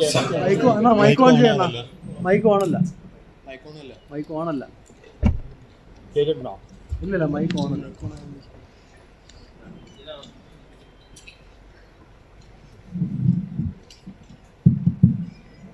ഹലോ. അതായത് എത്തിക്സ് ഒരു സൊസൈറ്റിയിൽ പ്രോപ്പർ എത്തിക്സ് ഡെവലപ്പ് ചെയ്യാതെ ഈ AI പോലെ ടെക്നോളജി കൊണ്ടുവന്നു കഴിഞ്ഞാൽ അത് നെഗറ്റീവ് ഇമ്പാക്ട്സിലേക്ക് കൂടുതൽ ഉണ്ടാകാൻ പോകണം. ആ ചോദ്യത്തിന് ഉത്തരം പറയാം. അല്ല, ഏതൊരു സാങ്കേതിക വിദ്യയും ഇപ്പോൾ ഉദാഹരണമായിട്ട് ഞാനെൻ്റെ ജീവിതത്തിലെ തന്നെ അനുഭവം പറയുകയാണെങ്കിൽ, ഞാൻ സ്കൂളിൽ പഠിച്ചുകൊണ്ടിരുന്ന കാലത്ത് കമ്പ്യൂട്ടർ ഇതിന് സമരം ചെയ്ത ഒരാളായിരുന്നു. പക്ഷേ ദേശാഭിമാനി പത്രം കമ്പ്യൂട്ടർവൽക്കരിച്ചപ്പോഴാണ് എനിക്ക് ജോലി കിട്ടിയത്. അല്ല, ഇതൊക്കെ ഒരു വൈരുദ്ധ്യമായിട്ടൊക്കെ നമുക്ക് തോന്നാം. അപ്പോൾ സത്യത്തിൽ നമുക്ക് സാങ്കേതിക വിദ്യയോട് പുറംതിരിഞ്ഞ് നിൽക്കേണ്ട ഒരു കാര്യമില്ല. അത് എന്തായാലും മനുഷ്യൻ്റെ പുരോഗതിക്ക് ഏറ്റവും കൂടുതൽ അനുഗുണമായിട്ടായിരിക്കും അത് വയ്ക്കുന്നത്. പിന്നെ സന്തോഷ് വർക്കി ചോദിച്ച പോലെ ഇത് എത്തിക്സ്, അതിപ്പോൾ നമ്മുടെ ഒരു ഡോക്ടറിനുണ്ട്. ഇപ്പം ഒരാളുടെ കയ്യിൽ ഒരു കത്തി വന്നാൽ, ഒരു നൈഫ്, അത് ഒരു ഡോക്ടർ ഉപയോഗിക്കുന്നത് ഒരാളുടെ ജീവൻ രക്ഷിക്കാനും വേറെ ഒരു ക്രിമിനലായിട്ടുള്ള ഒരാൾ ഉപയോഗിക്കുന്നത് ഒരാളെ കുത്തിക്കൊല്ലാനും ആയിരിക്കുമല്ലോ. അപ്പോൾ അത് ഉപയോഗിക്കുന്നതിൻ്റെ ആ ഒരു എത്തിക്സ്, അത് ആ മനുഷ്യൻ്റെ ഇതനുസരിച്ചാണ് ഇരിക്കുന്നത്. അപ്പോൾ ഒരിക്കലും നമ്മളെ വരുന്ന സാങ്കേതികത്വത്തെയൊന്നും കുറ്റം പറയേണ്ട കാര്യമില്ല. അത് ഉപയോഗിക്കുക, അത് ഉപയോഗിക്കേണ്ട രീതിയിൽ ഉപയോഗിക്കണം. എത്തിക്സ് ഉണ്ടാകാതെ AI കൊണ്ടുവന്നിട്ട് കാര്യമുണ്ടെന്ന് ചോദിച്ചത്. എത്തിക്സ് അല്ല ആദ്യം വേണ്ടത്. അല്ല, എത്തിക്സ് എല്ലാം ഉണ്ടാകുന്നത് മനുഷ്യരിലല്ലേ. ഈ ആർട്ടിഫിഷ്യൽ ഇൻ്റലിജൻസ് എന്ന് വെച്ചിട്ടുണ്ടെങ്കിൽ ലോകത്തുള്ള ഈ നിർമ്മിത ബുദ്ധി, നമ്മുടെ മനുഷ്യർ ആർജിച്ച മുഴുവൻ അറിവുകളും സമാഹരിച്ചു വെച്ചിരിക്കുന്നു, അത് അനാലിസ് ചെയ്യുന്നു, നമ്മൾക്ക് അതിൻ്റെ റിസൾട്ട് തരുന്നു. ഇതാണ് അവിടെ സംഭവിക്കുന്നത്. അപ്പോൾ എന്ന് വെച്ചിട്ടുണ്ടെങ്കിൽ മനുഷ്യർ ആർജിച്ചതെന്ന് പറയുമ്പോൾ അത് പല രീതിയിലായിരിക്കും മനുഷ്യർ ചിന്തിക്കുന്നതും ഓക്കെ. പക്ഷെ മനുഷ്യന്റെ വികാരങ്ങളും ഒന്നും ഇതിൽ പ്രതിഫലിക്കില്ല. അത് മനുഷ്യന് തന്നെ, മനുഷ്യന്റെ സ്വന്തമായിട്ടുള്ള ഇതായിരിക്കും. അറിവുകൾ ശേഖരിക്കുന്നു, അത് ഒരു സ്ഥലത്ത് കേന്ദ്രീകരിക്കുന്നു, അത് കൃത്യമായിട്ട് അനാലിസ് ചെയ്യുന്നു, നമ്മൾക്ക് തിരിച്ചു തരുന്നു. അത് ഏത് മേഖലയിലും അത്തരം പ്രവർത്തനങ്ങൾ മാത്രമാണ് ഈ ആർട്ടിഫിഷ്യൽ ഇന്റലിജൻസ് ചെയ്യുന്നത്. അതുകൊണ്ടാണ് സ്റ്റീഫൻ ഹോക്കിംഗ് ഇവിടെ ആൾക്കാർ പറഞ്ഞത് പ്രൊമോട്ട് ചെയ്തതും പ്രൊമോട്ട് ചെയ്താൽ മനുഷ്യനെ ഓവർകം ചെയ്യുന്നത് നെഗറ്റീവായിട്ട് മാറും. ഇല്ല, മനുഷ്യനെ ഒരിക്കലും ഓവർകം ചെയ്യാനായിട്ട് എനിക്ക് കഴിയില്ല. അതിന് ഉദാഹരണമാണ് ഞാൻ നേരത്തെ പറഞ്ഞത്. സൗദി അറേബ്യ എന്ന രാജ്യത്ത് ഒരു പൗര, സോഫിയ എന്ന് പറഞ്ഞ പൗരയുണ്ട്. അവർക്ക് ഒരിക്കലും മനുഷ്യ സമൂഹത്തെ പോലെ ആകാൻ കഴിയില്ല. കാരണം അവന് ആഗ്രഹമുണ്ട് അവർക്ക്, പക്ഷെ അങ്ങനെ ആകാൻ കഴിയില്ലെന്ന് വ്യക്തമായി നമുക്കറിയാമല്ലോ. അല്ല, ഐൻസ്റ്റീനെ പോലെ ഒന്നും ക്രിയേറ്റീവ് ആവാനായിട്ട് ആർട്ടിഫിഷ്യൽ ഇന്റലിജൻസിന് കഴിയില്ല. കാരണം ഐൻസ്റ്റീൻ്റെ അറിവുകളും കൂടി നമുക്ക് ഉപയോഗിക്കാം. അതിൻ്റെ മുകളിലുള്ള പുതിയ ജ്ഞാനങ്ങൾ നേടാനായിട്ട് മനുഷ്യൻ തന്നെയാണ് വേണ്ടി വരുന്നത്. ആ നേടിയ അറിവുകൾ നമ്മൾ അതിലേക്ക് ഫീഡ് ചെയ്യുന്നു. മനുഷ്യ സമൂഹം നേടിയ അറിവുകൾ, ഉദാഹരണമായിട്ട് സന്തോഷ് വർഗീയും ഞാനും സംസാരിക്കുന്ന ഈ സാങ്കേതിക വിദ്യ മനുഷ്യ സമൂഹം നേടിയതാണ്. പക്ഷെ സന്തോഷ് വർഗീക്കും എനിക്കും ഇതറിയില്ല. ഞാൻ പറയുമ്പോൾ മനസ്സിലായില്ലേ? നമ്മൾക്ക് രണ്ടുപേർക്കും ഇതറിയില്ല. പക്ഷെ ഇത് മനുഷ്യ സമൂഹം നേടിയ ഈ ജ്ഞാനം മറ്റുള്ളവർക്കും കൂടി പെട്ടെന്ന് നമുക്കിത് വേണമെന്നുണ്ടെങ്കിൽ ഇതിനെക്കുറിച്ച് പെട്ടെന്ന് പഠിക്കാൻ കഴിയും. എയ്റോപ്ലെയിൻ ഉണ്ടാക്കാനായിട്ട് സന്തോഷ് വർഗീക്കും അറിയില്ല, എനിക്കും അറിയില്ല. പക്ഷെ ഈ സാങ്കേതിക വിദ്യയിൽ ഇതെല്ലാം ലഭ്യമാണ്. മനുഷ്യ സമൂഹം നേടിയ എല്ലാ വിജ്ഞാനങ്ങളും ക്രോഡീകരിക്കപ്പെട്ട സംഭവത്തിൽ നിന്ന് നമുക്കത് ആർജിച്ചെടുക്കാൻ കഴിയും. അതുമാത്രമാണ്. അല്ലാതെ ഐൻസ്റ്റീൻ്റെ ജ്ഞാനമോ അല്ലെങ്കിൽ ഐസക് ന്യൂട്ടന്റെ അദ്ദേഹത്തിന് ആ ഒരു പ്രത്യേക പീരീഡിൽ ഉണ്ടായ ഒരു ജ്ഞാനമോ യേശുക്രിസ്തുവിനുണ്ടായിരുന്ന മറ്റേ കരുണയോ സ്നേഹമോ അല്ലെങ്കിൽ ആ ജ്ഞാനമോ ഇതൊന്നും ആർട്ടിഫിഷ്യൽ ഇന്റലിജൻസ് പുതിയതായിട്ടുണ്ടാക്കില്ല. പക്ഷെ അതെല്ലാം റെക്കോർഡ് കഴിയും. നമുക്ക് അതിൽ നിന്ന് എന്തെങ്കിലും കാര്യങ്ങൾ ആർജിച്ചെടുക്കാൻ കഴിയും. ലാസ്റ്റ് ചോദ്യം, സിനിമയിൽ എസ്തെറ്റിക്സ് മാത്രം മതിയോ അല്ലെങ്കിൽ എത്തിക്സ് ആവശ്യമുണ്ടോ? അല്ല, അത് ആ സിനിമ സംവിധായകരുമായി ബന്ധപ്പെട്ട കാര്യങ്ങളാണത്. ഉദാഹരണമായിട്ട് ഞാൻ നേരത്തെ പറഞ്ഞ പോലെ നമ്മുടെ നാട്ടില് വളരെ ലക്ഷ്യബോധമില്ലാന്നൊക്കെ ആൾക്കാർക്ക് തോന്നുന്ന ജീവിതം നയിച്ച ഒരു സിനിമാക്കാരനായിരുന്നു ജോൺ എബ്രഹാം. 40 വർഷങ്ങൾക്ക് മുമ്പ് അദ്ദേഹം ചിത്രീകരിച്ച ആ സിനിമ ഇപ്പോൾ ലോകത്തെ ഏറ്റവും പ്രധാനപ്പെട്ട ഫെസ്റ്റിവലിൽ അദ്ദേഹത്തിന് ആദരവോടെ കഴിഞ്ഞ ദിവസമാണ് പ്രദർശിപ്പിച്ചത്. അപ്പോൾ അമ്മ അറിയാന്ന് പറഞ്ഞ സിനിമ ഈ ബക്കറ്റിലൊക്കെ പിരിവൊക്കെ എടുത്തിട്ടൊക്കെയാണ് ആ സിനിമ മറ്റേ അദ്ദേഹം ഒഡേസ മൂവീസ് നിർമ്മിക്കുന്നത്. പക്ഷെ അത് കേരളത്തിലെ പല വേദികളിലും ജനങ്ങൾ സിനിമ പിടിക്കുന്നു എന്നുള്ള രീതിയിൽ പ്രദർശിപ്പിച്ചൊരു സിനിമയായിരുന്നത്. അപ്പം അതിലൂടെ കടന്നു വന്ന പല ആൾക്കാരും, ഇപ്പോൾ ജോയ് മാത്യു ആയിരുന്ന നായകൻ, ബീന പോൾ ആ സിനിമയുടെ എഡിറ്ററായിരുന്നു, വേണു ആ സിനിമയുടെ ക്യാമറമാനായിരുന്നു. അത് അന്ന് ആ സിനിമ പിടിക്കുമ്പോൾ കളർ ചിത്രങ്ങൾ ഇറങ്ങുന്ന കാലത്ത് 16mm ബ്ലാക്ക് ആൻഡ് വൈറ്റ് ഫിലിമിലാണ് ആ സിനിമ ചിത്രീകരിച്ചത്. 5 ലക്ഷം രൂപ അവർ കളക്ട് ചെയ്തിട്ട് ആണ് ആ സിനിമ നിർമ്മിച്ചത്. അപ്പം അതൊന്നും അപ്പം എസ്തെറ്റിക്സ്, ആ സിനിമയുടെ എസ്തെറ്റിക്സ് അത് തീരുമാനിക്കുന്നത് ആ സിനിമാക്കാരൻ തന്നെയാണ്. അപ്പം അത് അവരുടെ ചോയ്സ് ആയിട്ടാണ് നമുക്ക് പറയാൻ കഴിയുള്ളത്. ജോൺ അബ്രഹാമിനെ പോലെ ഒരു കലയെ സ്നേഹിക്കുന്ന ആൾക്കാർ പേരുണ്ടോ? അങ്ങനത്തെ ഫിലിം മേക്കേഴ്സ് ജോൺ അബ്രഹാമിനെ പോലെ അങ്ങനത്തെ ജീനിയസ് അല്ലെങ്കിൽ അങ്ങനത്തെ film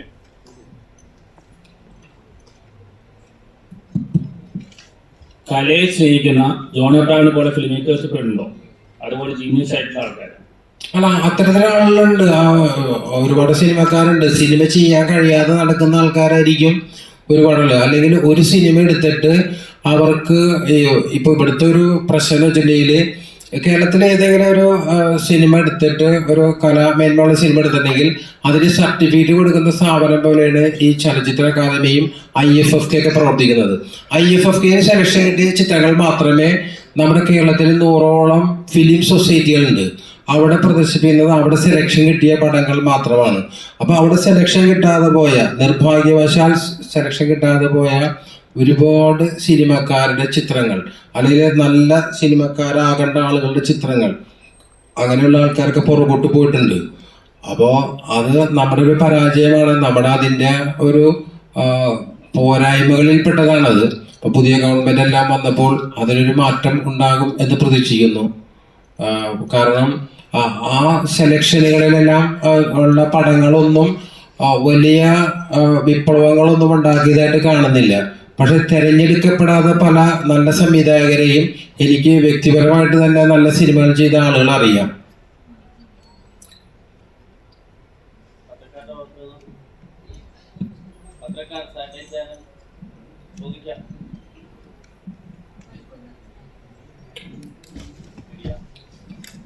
hi sir. Hi Siddique sir. ഒരു ചോദ്യം ചോദിച്ചോട്ടെ? എവിടെയാണ് സാറേ AI സിനിമ ചെയ്യുമ്പോൾ ആർട്ടിസ്റ്റുകൾ ആവശ്യമുണ്ടോ? ഇപ്പോൾ ഉദാഹരണത്തിന് ഇപ്പം മമ്മൂക്കയെ വെച്ച് ഇപ്പോൾ ഒരു സിനിമ ചെയ്യുകയാണെങ്കിൽ, AI വെച്ച് ചെയ്യുകയാണെങ്കിൽ മമ്മൂക്കയുടെ സാന്നിധ്യം അവിടെ ആവശ്യമുണ്ടോ?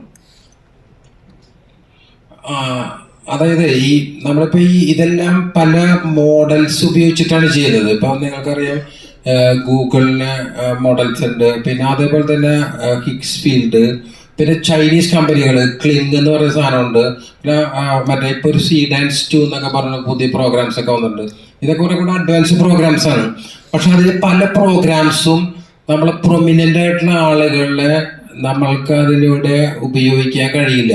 അതായത് അങ്ങനൊരു എഗ്രിമെന്റ് വെച്ചിട്ടാണ് നമ്മൾ ഇതിൽ വർക്ക് ചെയ്യുന്നത്. ഇപ്പോൾ ചില പ്രോഗ്രാം എന്ന് വെച്ചാൽ നമ്മൾ ഫസ്റ്റ് അവർ എഗ്രിമെന്റ് ആണ് അതിൻ്റെ. ആ എഗ്രിമെന്റ് വെച്ചിട്ടുണ്ടെങ്കിൽ അവർ പോളിസി വയലേറ്റ് ചെയ്തിട്ടുണ്ടെങ്കിൽ നമുക്ക് അതിൽ ഉപയോഗിക്കാൻ പറ്റില്ല. പ്രത്യേകിച്ച് അഡൾട്ട് ആകാത്ത ആളുകളെ പല മോഡൽസും ഉപയോഗിക്കാൻ കഴിയില്ല. കുട്ടികളെ വെച്ചിട്ടും നമുക്ക് ചെയ്യാൻ കഴിയില്ല. പിന്നെ ഞാൻ നേരത്തെ പറഞ്ഞ പോലെ ഈ താരങ്ങളെ അവർക്ക് ഉപയോഗിക്കാൻ പറ്റും, അവരുടെ ഓൺ പ്രൊഡക്ഷനിൽ അവർക്ക് ഉപയോഗിക്കാൻ കഴിയും, അവർക്ക് അധ്വാന ഭാരം കുറക്കാൻ കഴിയും സിനിമ കൊണ്ട്. അതുകൊണ്ട് തന്നെ മിക്കവാറും ഇനി വരാൻ പോകുന്ന കാലങ്ങളിൽ ഇപ്പോൾ ഷാജു വാലപ്പനും ഡോക്ടർ അനശ്വരയും ഒക്കെ അഭിനയിച്ചു, അല്ലെങ്കിൽ ജലീൽ ബാദുഷാ അഭിനയിച്ചു എന്ന് പറഞ്ഞുകൊണ്ട് ആളുകൾ തിയേറ്ററിൽ പോയി സിനിമ കാണില്ല.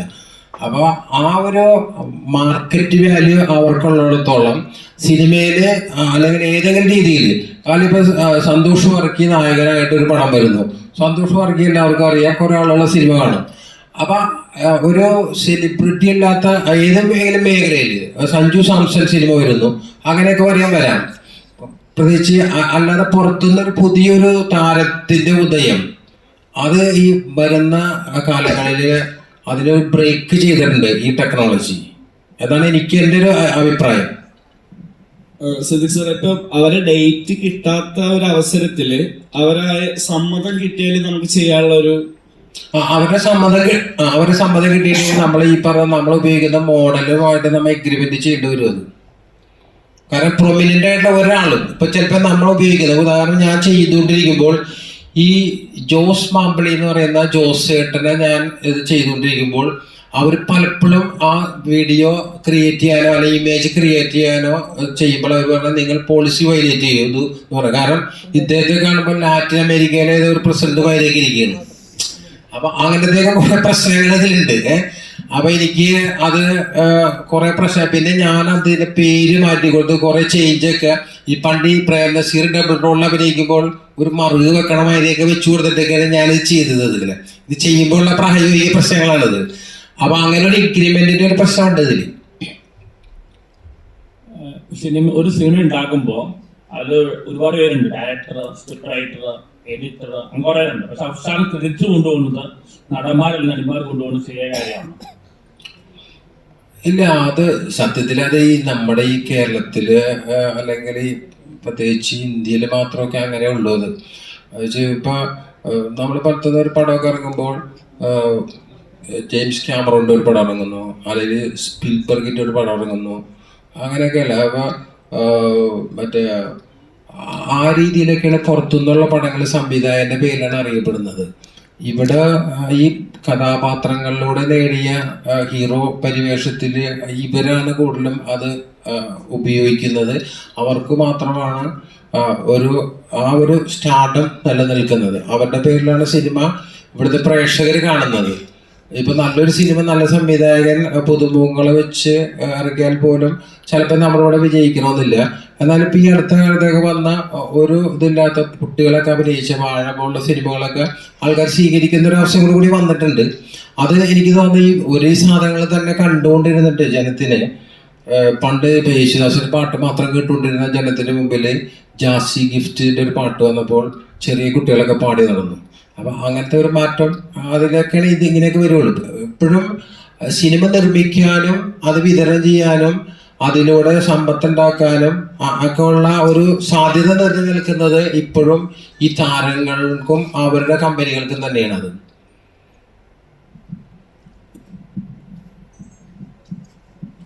ലാസ്റ്റ് ഒരു ചോദ്യം, സിനിമയുടെ ലക്ഷ്യം എന്റർടൈൻമെന്റ് മാത്രമാണ്, അത് മെസ്സേജ് കൊടുക്കാത്തതുണ്ടോ?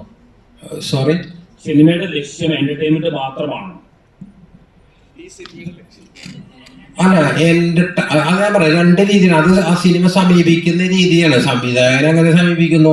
ഇപ്പൊ ജോൺ അബ്രഹാം ഒരിക്കൽ പറഞ്ഞത്, അയാൾക്ക് എത്ര പൈസ കൊടുത്താലും എത്ര കള്ള് മേടിച്ചു കൊടുത്താലും അയാൾ കമേഴ്ഷ്യൽ സിനിമ ചെയ്യില്ലെന്ന് പറഞ്ഞു. അത് ആളൊരു പോളിസിയാണ്. അത് എനിക്കാണ് അതുകൊണ്ട്. അപ്പൊ അതേപോലെ തന്നെ സിനിമയെ കലാമേന്മയും കച്ചവടവും ഉപയോഗിച്ച കുറെ സിനിമക്കാരെ നമ്മുടെ അതിലുണ്ട്. KG ജോർജ് ഉണ്ട്.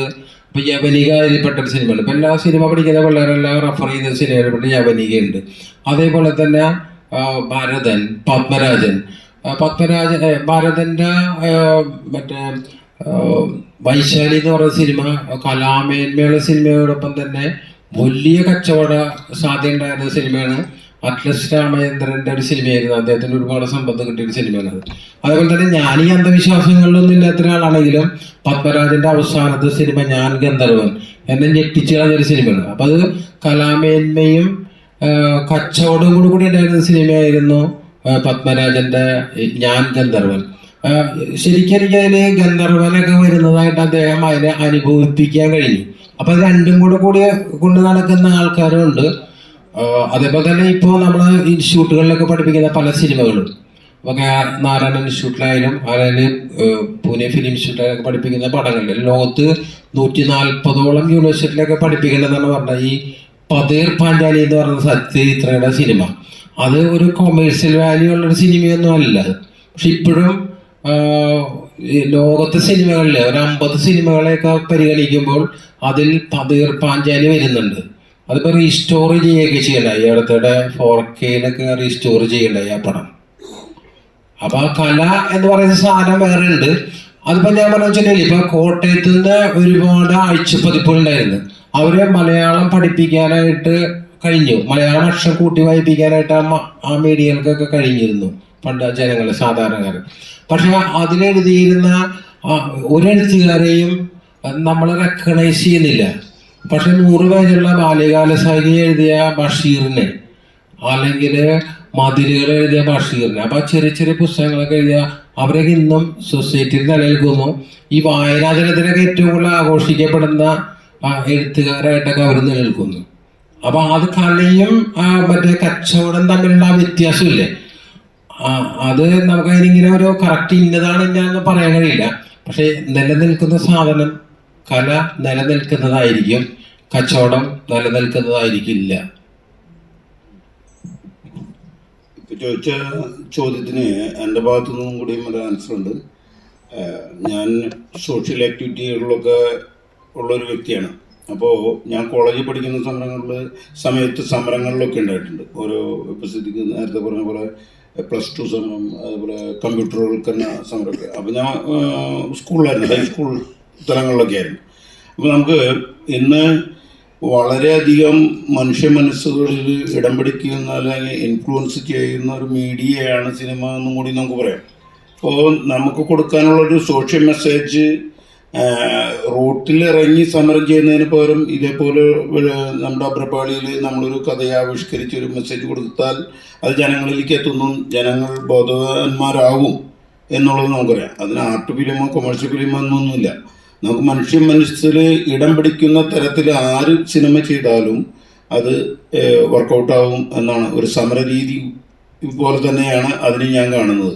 അതുകൊണ്ടൊക്കെ തന്നെയാണ് ഞാനും ഈ ഫീൽഡിലേക്ക് വന്നതും ഈ ആശയങ്ങൾ പറയുമ്പോൾ നമുക്ക് അതിനോട് സഹകരിക്കാനും സാധിക്കുന്നത്. Okay, thank U. അല്ല, ഞങ്ങൾ കുറച്ച് ഫെസ്റ്റിവലുകൾ പോയ ശേഷം ഞങ്ങൾ റിലീസ് ചെയ്യുള്ളൂ. കാരണം ഈ പ്രീമിയർ ആവശ്യപ്പെടുന്ന കുറേ ഫെസ്റ്റിവലുകളുണ്ട്. ഇപ്പം ഈ സിനിമ മിക്കവാറും വലിയ ഫെസ്റ്റിവലുകളിലേക്കെല്ലാം അവർ കൺസിഡർ ചെയ്യുന്നുണ്ട്. പക്ഷേ പ്രീമിയർ സ്റ്റാറ്റസ് വേണം പല ഫെസ്റ്റിവലുകൾക്കും. നമ്മൾ റിലീസ് ചെയ്ത പടങ്ങൾ പല ഫെസ്റ്റിവലും ഇപ്പോൾ ടിഫ് പോലുള്ള സ്ഥലങ്ങളിലൊക്കെ പ്രശ്നമാണ്. പണ്ട് നമ്മുടെ ഈ പുഴു എന്ന് പറഞ്ഞ സിനിമ റിലീസ് ചെയ്തുകൊണ്ടാണ് അവിടെ ഒരു സെലക്ഷൻ കിട്ടിയ പടമൊക്കെ ആയിട്ടാണ് നമ്മൾ അറിഞ്ഞിരുന്ന കാര്യങ്ങളാണ്. അവർ റിലീസ് ചെയ്തുകൊണ്ടാണ് അവർക്ക് അവിടെ കളിക്കാൻ കഴിയുന്നത്.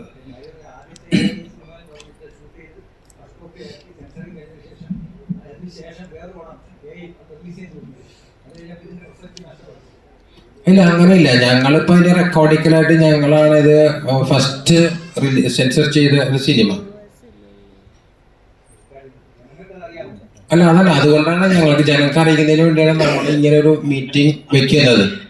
അതിനാണ് നിങ്ങളുടെ സഹായം ചോദിക്കുന്നത്. കാരണം നമ്മളിപ്പോൾ പടം സെൻസറിങ് ഒക്കെ എല്ലാം ചെയ്തു. അപ്പോൾ അത് നിങ്ങളെ സന്തോഷപൂർവ്വം അറിയിക്കുക.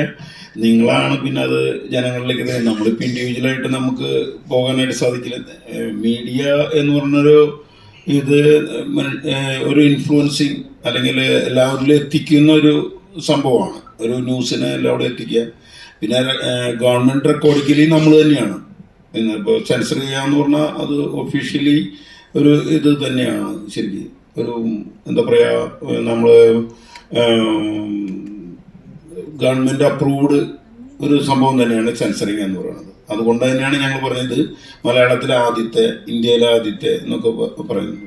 ഓക്കെ, ഷാജേട്ടാ ഒരു ക്വസ്റ്റ്യൻ ചേട്ടനോടാണ്. അതെ, ചേട്ടൻ ഒരു പ്രൊഡ്യൂസർ എന്ന നിലയ്ക്ക് ഈ സിനിമയിൽ ചേട്ടൻ ലാഭം പ്രതീക്ഷിക്കുന്നുണ്ടോ? മുടക്ക് മുതൽ പ്രതീക്ഷിക്കുന്നുണ്ടോ? അതും ലാഭം, പിന്നെ അത് മാത്രമല്ല ചേട്ടൻ ഒരു പാഷന്റെ പുറത്താണോ ഈ സിനിമ നിർമ്മിച്ചത്? അങ്ങനെയല്ല, ഞാൻ നേരത്തെ പറഞ്ഞല്ലോ, ഞാനൊരു ബിസിനസ്സുകാരനാണ്. നഷ്ടം ഉണ്ടാക്കാൻ ഒരു മേഖലയിൽ ഞാൻ ആഗ്രഹിക്കുന്നില്ല. എന്നാൽ ഞാൻ പറഞ്ഞല്ലോ, എൻ്റെ പ്രവർത്തനം എന്ന് പറയുന്നത് കച്ചവടം മാത്രമല്ല. ഞാൻ അധ്വാനിക്കുന്ന എൻ്റെ വേർപ്പിൻ്റെ ഒരു എമൗണ്ട് പല മേഖലകളിലായിട്ട് ഞാൻ ചിലവഴിക്കാറുണ്ട്. പലപ്പോഴും ജീവകാരുണ്യ പ്രവർത്തനം, സോഷ്യൽ ആക്ടിവിറ്റിക്കും, അല്ലെങ്കിൽ എൻ്റെ സ്വന്തം സന്തോഷത്തിന്, എൻ്റെ കുടുംബത്തിൻ്റെ സന്തോഷത്തിന്. ഇപ്പം എൻ്റെ കുടുംബം ലിൻസി ആയാലും നോയലായാലും നോവും എല്ലാവരും നേഹയും എല്ലാവരും എൻ്റെ ഒപ്പമുള്ളത് കൊണ്ടാണ് എനിക്കിങ്ങനെ മുന്നോട്ട് പോകാൻ പറ്റുന്നത്. അവരുടെ സപ്പോർട്ടില്ലെങ്കിൽ എനിക്ക് ഒരിക്കലും ഒരു കാര്യം ചെയ്യാൻ പറ്റില്ല. എൻ്റെ തൊഴിലായിട്ട് മാത്രം എനിക്ക് പോവുക, കുടുംബം നോക്കി പോവുക, അങ്ങനെ സാധിക്കുള്ളൂ. പക്ഷെ അവരെല്ലാവരും ലിൻസി കട്ടയ്ക്ക് നിൽക്കുന്നതുകൊണ്ടാണ്, അല്ലെങ്കിൽ നോയൽ കട്ടയ്ക്ക് നിൽക്കുന്നതുകൊണ്ടാണ് എനിക്ക് ഇതൊക്കെ ചെയ്യാൻ പറ്റുന്നത്. അപ്പോൾ ഇത് എന്നെ സംബന്ധിച്ചിടത്തോളം എനിക്ക് കലേനെ ഇഷ്ടമാണ്, സ്പോർട്സിന് ഇഷ്ടമാണ്. അപ്പോൾ എൻ്റെ ചെറുപ്പകാലങ്ങളിൽ എനിക്ക് അങ്ങനെ അതിനൊന്നും അധികം പോകാനുള്ള സംവിധാനം വീട്ടിൽ നിന്നുണ്ടായിട്ടില്ല. കാരണം അപ്പച്ചൻ ഭയങ്കര സ്ട്രിക്റ്റ് ആയിരുന്നു. അപ്പോൾ സ്കൂള് വിട്ട് വന്നു കഴിഞ്ഞാൽ, അല്ലെങ്കിൽ കോളേജ് വിട്ട് വന്നു കഴിഞ്ഞാൽ പഠിക്കട, അല്ലെങ്കിൽ വീട്ടിൽ എന്തെങ്കിലും പണിയുണ്ടെങ്കിൽ അത് ചെയ്യട എന്ന് പറയുന്നൊരു. അപ്പോൾ നമുക്ക് 1 മണിക്കൂർ 2 മണിക്കൂറൊക്കെ കളിക്കാൻ വിടുള്ളൂ. അല്ലെങ്കിൽ ഇങ്ങനെയുള്ള ആക്ടിവിറ്റിയിലേക്ക് വിട്ട് കഴിഞ്ഞ് പഠനത്തിൽ ശ്രദ്ധ. ഞാൻ വലിയ പഠിപ്പിസ്റ്റായിട്ടല്ല കേട്ടോ പറയണേ. എന്നിരുന്നാലും അവരുടെ കാഴ്ചപ്പാട് നമ്മളെപ്പോഴും ബുക്ക് തുറന്നിരിക്കുന്ന ഒരു സംവിധാനമാണ് വേണ്ടത്. അപ്പോൾ അന്നാളിൽ അങ്ങനെ ആക്ടിവിറ്റിയിലൊന്നും പങ്കെടുക്കാൻ വരില്ല. പിന്നെ ഇപ്പം നമ്മൾ സ്വന്തം കാലിൽ നിൽക്കുന്ന ഒരു അവസരം വന്നപ്പോൾ എനിക്ക് കലാകാരന്മാരോടും സ്പോർട്സുകാരോടൊക്കെ ഭയങ്കര താല്പര്യമാണ്. അതുപോലെ അതിൽ പങ്കെടുക്കണമെന്ന് ആഗ്രഹമൊക്കെയുണ്ട്. ഞാൻ എടുത്തിട്ടുണ്ട് ഒരിക്കൽ ഒരു പഞ്ചായത്ത് മേളയിൽ 5000 മീറ്റർ റണ്ണിങ്ങിന് 3rd പ്രൈസൊക്കെ കിട്ടിയിട്ടുണ്ട്. അതുപോലെ ചെറിയ ചെറിയ കാര്യങ്ങളൊക്കെ ചെയ്തിട്ടുണ്ട്. എന്നിരുന്നാലും ഫുൾ ടൈമോ അല്ലെങ്കിൽ എനിക്ക് അങ്ങനെ പങ്കെടുക്കാനുള്ള അവസരങ്ങളും ഉണ്ടായിട്ടില്ല. ഇപ്പോൾ എൻ്റെ സ്വന്തം കാലിൽ നിൽക്കാനുള്ള ഒരു അവസരം, പ്രാപ്തിയൊക്കെ വന്ന അവസരത്തിൽ ഉള്ള ടൈം നമുക്ക് അതിനോടുള്ള താല്പര്യം കൊണ്ടും കൂടിയാണ് ഈ കലയിലേക്ക് കാലെടുത്ത് വെച്ചത്. അതുപോലെ സോഷ്യൽ ആക്ടിവിറ്റി മുഴുവൻ സമയവും പണം സമ്പാദിക്കലായിട്ട് നടന്നുകൊണ്ട് ഒരു മനുഷ്യനാവില്ല എന്നുള്ളതാണ് ഞാൻ വിചാരിക്കുന്നത്. സത്യത്തിൽ നിങ്ങൾ അധ്വാനിക്കുന്നത് നിങ്ങളുടെ കുടുംബത്തിന് വേണ്ടി മാത്രമായ ഒരു സങ്കുചിതമായ മനസ്സില്ലാതെ നിങ്ങളുടെ സന്തോഷങ്ങൾക്കും കുറച്ച് സമയവും പണവും ചിലവാക്കിയാൽ നിങ്ങൾക്ക് തന്നെ ആത്മസംതൃപ്തി ഉണ്ടാവുമെന്നാണ് ഞാൻ വിശ്വസിക്കുന്നത്. അതിന് നിങ്ങളുടെ കുടുംബത്തിൻ്റെ സപ്പോർട്ടും വേണ്ടി വരും. ലിൻസി ഇവിടെ ഉള്ളതുകൊണ്ട് പൊക്കി പറയണതല്ല കേട്ടോ. Okay, thank U. സാറേ, ഒരു ലാസ്റ്റ് ക്വസ്റ്റ്യൻ. സാറിന്റെ ഈ പ്രൊഡക്ഷനിൽ വാലപ്പൻ ക്രിയേഷൻസ് അല്ല പേര് അതിന്റെ ഫാമിലി നെയിമാണ്. അതെ, ഓക്കെ സാർ. അതിൽ എത്രാമത്തെ സിനിമയാണ് ഇപ്പൊ സാർ ഇപ്പൊ ഇപ്പൊ ചെയ്തത്? ഞാൻ നേരത്തെ പറഞ്ഞല്ലോ, ഞങ്ങള് കൊറോണ കാലത്ത് ഞാനിവിടെ ഒരു 8 മാസം നാട്ടിൽ പെട്ടുപോയി. അറിയാലോ, ഞാൻ സൗദി ബേസ്ഡ് ബിസിനസ്സാണ് ചെയ്യണമെന്നുള്ളത്, ഒരു ഇൻഡസ്ട്രിയലിസ്റ്റാണ്. അപ്പോൾ ഇവിടെ പെട്ട് കഴിഞ്ഞപ്പോൾ അന്ന് ആർക്കും വീടിൻ്റെ പുറത്തിറക്കാനുള്ള ഒരു സാഹചര്യമല്ല. അപ്പോൾ വീടിനകത്ത് ഉള്ള സ്ഥലത്ത് വെണ്ടയ്ക്ക, തക്കാളി അങ്ങനെയൊക്കെ വെക്കുന്ന കൂട്ടത്തിൽ തന്നെ തൊട്ടടുത്ത് എൻ്റെ ചാലക്കുടിക്കാരനായ എൻ്റെ കൂട്ടുകാരൻ വന്നിട്ട് പറഞ്ഞു, നമുക്കൊരു സിനിമ ചെയ്താലോ എന്ന് പറഞ്ഞു. അപ്പോൾ കൊറോണ അവസാനിക്കുന്നൊരു സമയമായി തുടങ്ങി. അങ്ങനെ ഞങ്ങളൊരു ഷോർട്ട് ഫിലിം ചെയ്തു. ആ ഷോർട്ട് ഫിലിമിന് സ്റ്റേറ്റ് അവാർഡുകൾ കുറച്ച് കിട്ടി. ഇതല്ലോ നിങ്ങൾക്ക് യൂട്യൂബ് അടിച്ചാൽ കാണാൻ പറ്റും. ഒരുപാട് അവാർഡുകളൊക്കെ വാങ്ങിയിട്ടുണ്ട്. അതിനുശേഷം പിന്നെ ഒരു വർഷം കഴിഞ്ഞപ്പോൾ അദ്ദേഹം തന്നെ പറയാൻ നമുക്കൊരു കമേഴ്ഷ്യൽ പടം പിടിക്കാമെന്ന് പറഞ്ഞു. അങ്ങനെ ചാലക്കുടിയിൽ നടന്ന ഒരു കഥയെ ആസ്പദമാക്കിയിട്ട് ഞാൻ നേരത്തെ പറഞ്ഞല്ലോ സിനിമ പിടിക്കാനുള്ള സാധ്യത. അപ്പോൾ ആ രീതിയിൽ നമ്മൾ പലരെയും മുൻപോട്ട് കൊണ്ടുവന്നു. ആ മുൻപോട്ട് കൊണ്ടുവന്നവരിൽ പലരും മുൻനിരയിലൊക്കെ ഉണ്ട്. ഇടയ്ക്ക് സന്തോഷമുണ്ട്, ഇടയ്ക്ക് വാട്സപ്പിലും മറ്റു കോളുകളൊക്കെ ആയിട്ട് വരും. സാർ അതുകൊണ്ടൊന്ന് ഞങ്ങളതിലാക്കിയതുകൊണ്ട് ഞങ്ങൾക്ക് ഇതിനകത്ത് മേഖലയിൽ നിൽക്കുന്നുണ്ട്, ഞങ്ങൾക്ക് തിളങ്ങാൻ പറ്റുന്നുണ്ട്. മമ്മൂട്ടി മോഹൻലാലായെന്നല്ല പറയണേ, എന്നാലും അവർക്ക് അവരുടെ ഐഡൻറ്റിറ്റി സിനിമാ മേഖലയിൽ എത്തിക്കാനായിട്ട് സാധിച്ചിട്ടുണ്ട്. ഇപ്പം ഞങ്ങളുടെ ഈ 2 പടത്തിൽ തന്നെ പുതിയ ആൾക്കാരൊക്കെ ഉണ്ടെന്ന് തോന്നുന്നു. നച്ചിമുത്ത അല്ലേ, ആദ്യമായിട്ടല്ലേ സിനിമയിൽ പോകുന്നത്? അതിപ്പോൾ അതേപോലെ ഞാൻ പത്രസുഹൃത്ത് നിങ്ങളുടെ ഇപ്പോൾ PRO ആയി ഞങ്ങളുടെ സിനിമയുടെ PRO ആയി വർക്ക് ചെയ്യുന്ന ഷെജി, അദ്ദേഹം നായകനായിട്ട് വരുന്ന പുള്ളിക്കാരൻ എനിക്ക് തോന്നുന്നു 30 വർഷത്തിലധികമായി സിനിമ ഫീൽഡിൽ വർക്ക് ചെയ്യുന്ന ഒരു വ്യക്തിയാണ്. പക്ഷെ ആദ്യമായിട്ട് നായകനായി നല്ല രീതിയിൽ വന്ന് നല്ല അഭിനയം കാഴ്ചവെച്ച് നാഷണൽ ഇന്റർനാഷണൽ അവാർഡും വാങ്ങിച്ച ഒരു വ്യക്തിയായി മാറി ആദ്യത്തെ സിനിമയിൽ തന്നെ. അപ്പോൾ നിങ്ങളുടെ കൂട്ടത്തിൽ നിന്നും കലയെ സ്നേഹിക്കുന്ന ആൾക്കാരുണ്ട്. അപ്പോൾ അവസരമാണ് അതിനൊക്കെ ഒരു എന്താ പറയുക, നമ്മളെ മോട്ടിവേറ്റ് ചെയ്ത് മുകളിലേക്ക് കൊണ്ടുപോകാനായിട്ട്. ആ അവസരം ഷെജിന് കിട്ടിയപ്പോൾ ഷെജിൻ അത് വളരെ ഭംഗിയായിട്ട് യൂസ് ചെയ്തു, മുകളിലേക്ക് വന്നു. ഇന്ന് ഇന്ത്യയിൽ സിനിമാ ഫീൽഡിൽ അറിയപ്പെടുന്ന ഒരാൾ നിങ്ങളിലൊരാളാണ്. അപ്പോൾ ഇതുപോലെ പലരും നിങ്ങളിലുണ്ടാവാം. കഴിവിനെ കണ്ടെത്തി പ്രോത്സാഹിപ്പിക്കാൻ ഞങ്ങളും തയ്യാറാണ്. പക്ഷേ പ്രതിഫലം മാത്രം മോട്ടിവേഷൻ ആക്കാതെ, അതും മാത്രം കാണാതെ ഞങ്ങളോടൊപ്പം കൂടാണെങ്കിൽ എപ്പോഴും വിലക്കും അല്ലേ സിദ്ദിഖ്? ഞങ്ങളിതുകൊണ്ട് അവസാനിപ്പിക്കുന്നില്ല. വാലപ്പൻ സിദ്ദിഖ് കൂട്ടുകെട്ട് ഇതൊരു കണ്ടിന്യൂറ്റി ഉള്ളതാണ്, ആത്മബന്ധമാണ്. അതല്ലാതെ ഞങ്ങൾ പണം മാത്രം മോഹിച്ചല്ല ഈ സിനിമയിലേക്ക് ഇറങ്ങി എന്ന നഷ്ടം വരുത്താൻ ഉദ്ദേശിക്കുന്നില്ല. ഞങ്ങളുടെ ഒപ്പം കൂടാവുന്നവരോട് ഞങ്ങളുടെ ആശയം പറഞ്ഞു. താല്പര്യമുള്ളവർ കോൺടാക്ട് ചെയ്യുക, കുഴപ്പമില്ല. എല്ലാവരുമായിട്ടും ഞങ്ങൾ സഹകരിക്കുന്നതായിരിക്കും. അതുപോലെ തന്നെ ഇതിനകത്ത് ക്യാമറ ചെയ്യുന്ന ഞങ്ങളുടെ ജലീൽ ബാദുഷാ, അദ്ദേഹം ഇതേപോലെ തന്നെയാണ്. ഒരുപാട് തിരക്കുകളും ഒരുപാട് സിനിമയും ചെയ്തൊരു വ്യക്തിയാണ്. ആ വ്യക്തി ഞങ്ങൾ ഏത് നിമിഷം വിളിച്ചാലും ഏത് പാതിരയ്ക്ക് വിളിച്ചാലും ഞങ്ങളോടൊപ്പം ഉണ്ട്. ഞാൻ ഇന്നലെ വിളിച്ചുള്ള ആൾ ഇന്നിവിടെ എത്തി. ഒരുപാട് സിനിമ ചെയ്യുന്ന ഒരു വ്യക്തിയാണ്. അപ്പോൾ ഡോക്ടർ അനശ്വര ഇന്ന് ഏറ്റവും തിരക്കുള്ള ബാംഗ്ലൂരിലെ ഏറ്റവും ഫേമസ് ആയ ഒരു ഹോസ്പിറ്റലിൻ്റെ ഹെഡാണ്. അവർ അനസ്തേഷ്യസ്റ്റാ, ഹെഡല്ലേ? ഓക്കെ. അപ്പോൾ അവരും ഇതുപോലെ ഇന്ന് ലീവ് എടുക്കാൻ കഴിക്കുന്ന അറിയാലോ ഓരോ അനസ്തേഷ്യ പറ്റി. അപ്പോൾ അത് ഞാൻ അതൊന്നും പറയേണ്ട ആവശ്യമില്ല. അപ്പോൾ അവരും ഇവിടെ എത്തി. നസീമത്ത ഒരു സ്ഥാപനം നടത്തുന്നു. അതുപോലെ ജോസഫ് സാറ്, ജോസ് മാമള്ളി എൻ്റെ സ്റ്റാഫാണ്, എൻ്റെ മാനേജറായിട്ട് വർക്ക് ചെയ്യുന്ന വ്യക്തിയാണ്. വർഷങ്ങളായിട്ട് ഞങ്ങൾ ഒന്നിച്ച് നടക്കുന്നവരാണ്. അപ്പോൾ ഇതൊരു ടീം വർക്കാണ്. ഇതിനോട് സഹകരിക്കാൻ എന്ന് പറഞ്ഞാൽ ഇവരാരും എൻ്റെ അടുത്ത് പണം ചോദിച്ചുകൊണ്ടല്ല സിനിമയിലേക്ക് വരുന്നത്, എൻ്റെ ഒപ്പം നിൽക്കുന്നത്. പക്ഷേ എന്ന് വെച്ചിട്ട് ആർക്കും ഞാൻ അവരുടെ സമയത്തിന് വില കൽപ്പിക്കുന്നില്ല എന്നല്ല അതിനർത്ഥം.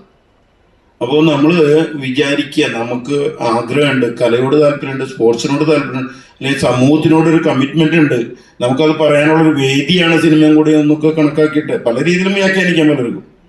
അപ്പോൾ അതുപോലെ നിങ്ങൾക്ക് എല്ലാവർക്കും ഈ മേഖലയ്ക്ക് കടന്നു വരണം എന്നുണ്ടെങ്കിൽ സിദ്ദിഖുമായിട്ടോ ഈ ടീമുമായിട്ടോ ബന്ധപ്പെട്ടാൽ നമുക്ക് അടുത്ത പ്രൊജക്റ്റുകളും, ഞങ്ങൾ അടുത്ത പ്രൊജക്റ്റ് വരുന്നുണ്ട്. അത് കുതിരാൻ എന്ന് പറഞ്ഞ ഒരു സിനിമയാണ്. അതൊരു പക്ക കമേഴ്ഷ്യൽ മൂവി, നാട്ടിലും ഗൾഫിലുമായിട്ടൊക്കെയാണ് ചിത്രീകരിക്കുന്നത്. അപ്പോൾ അതും നിങ്ങൾക്ക് പ്രതീക്ഷിക്കാം. ഞങ്ങൾ ആർട്ട് ഫിലിം മാത്രമല്ല സൊസൈറ്റിക്ക് നൽകാവുന്ന അല്ലെങ്കിൽ സിനിമാ ഫീൽഡിൽ നൽകാവുന്ന പല ഏരിയകളും കാണിച്ചു കൊടുക്കുകയാണ്. പലർക്കും അറിയാമെന്നുണ്ടെങ്കിലും ഞങ്ങൾ ചെയ്ത എല്ലാ മൂവിയും വ്യത്യസ്തതയുണ്ട്. ഇപ്പോൾ ലാസ്റ്റ് 4ാമത്തെ സിനിമ വന്നതും ഈ AI വാഗ്ദത്ത ഭൂമി ആയാലും വളരെ വ്യത്യസ്ത സിനിമാ ഫീൽഡിലേക്ക് കൊണ്ടുവന്നു. അതുപോലെ തന്നെ ഞങ്ങൾ പല കാര്യങ്ങളും ഇനിയിപ്പോൾ നമ്മുടെ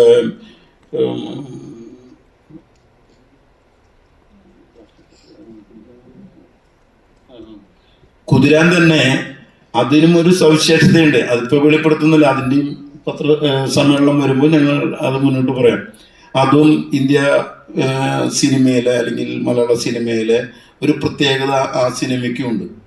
അപ്പോൾ ഞങ്ങൾ വ്യത്യസ്തതകൾ കണ്ടെത്തിയിട്ട് സമൂഹത്തിന് അല്ലെങ്കിൽ നമ്മുടെ സിനിമാ ലോകത്തിന് ഇൻട്രൊഡ്യൂസ് ചെയ്യാം. അപ്പോൾ അതിന് ഞങ്ങളൊന്ന് പ്രോത്സാഹിപ്പിക്കുക, ഞങ്ങളോടൊപ്പം ഉണ്ടാവാം. അതുപോലെ നിങ്ങളുടെ ഭാഗത്തുനിന്ന് ആരെങ്കിലും അഭിനയിക്കാൻ താല്പര്യമോ ഒക്കെ ഉണ്ടെങ്കിൽ അറിയിക്കുക.